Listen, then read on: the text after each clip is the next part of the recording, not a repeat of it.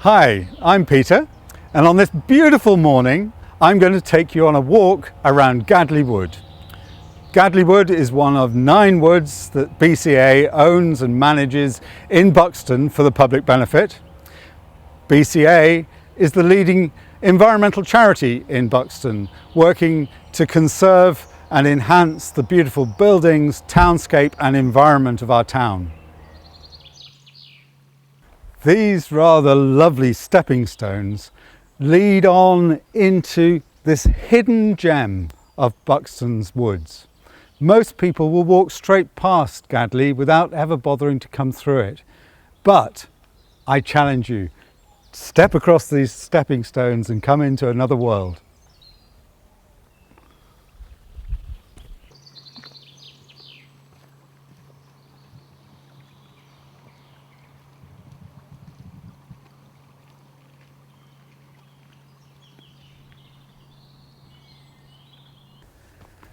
Here you can see I'm walking on one of the paths that BCA have made up with stone donated by Tarmac.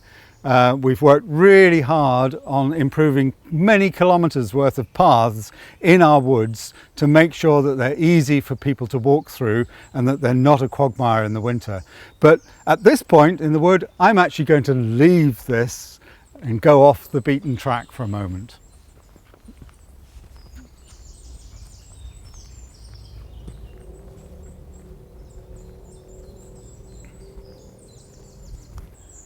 One of the other great joys of spring in our woods, apart from the bluebells, are the wonderful unfurling ferns, creating these beautiful shuttlecocks at this stage. But at an earlier stage like this, they look like a crozier's head or a violin's head. I find it magical watching these plants unfurl gracefully during the early spring. As you can see here, there's nothing growing around me. And the reason for that is these huge beech trees here. These are trees that were planted by the Duke of Devonshire, and you can see from the size of this one, they were planted, I should think, something like 200 years ago originally. But the consequence of them being beech is that they cast this incredibly dense shade and nothing else can grow underneath them. In addition to planting beech trees in this wood, the Duke of Devonshire also planted a lot of these Scots pine trees. And now, as you can see, they've developed into magnificent, tall trees. They bring a different interest to the wood, because there are different birds that like the different type of bark that it has. So tree creepers, for instance, absolutely love feeding on the bark of Scots pine, finding the insects in the crevices between these platelets of bark. And then up in the canopy, you may well get things like goldcrests feeding and breeding as well. So one of the lovely features of Gadley is this pond. And that's a remnant of the times when this was actually a brickworks plantation. And this was, I think, some sort of pond to do with digging out clay. It now forms a lovely wildlife habitat within the wood. This edge of the wood abuts Cavendish Golf Course. The name Cavendish Golf Course tells you a lot about Buxton and the history of this town. The Cavendish family, the Dukes of Devonshire, owned most of Derbyshire at one time, and certainly most of Buxton.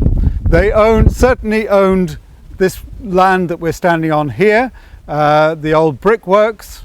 They ran the brickworks, they owned the brickworks, and they owned all the woods that the BCA now owns in the town. I'm now standing at the point where the little brook that comes through Gadley Woods joins the River Wye. The River Wye rises at Otter Hole Farms, just a a little way from here and then flows on through the Serpentine, through the park and through Buxton and then on down the A6. The other thing though here is that I'm standing in the remains of an old ford, and this is on Gadley Lane itself. Gadley Lane itself, I'm told by local historian and BCA member Alan Roberts, was for many, many hundreds of years the parish boundary to Fairfield. But it was also very interesting because it was the old pack horse route that people used to take lime from the lime kilns up around Grinlow.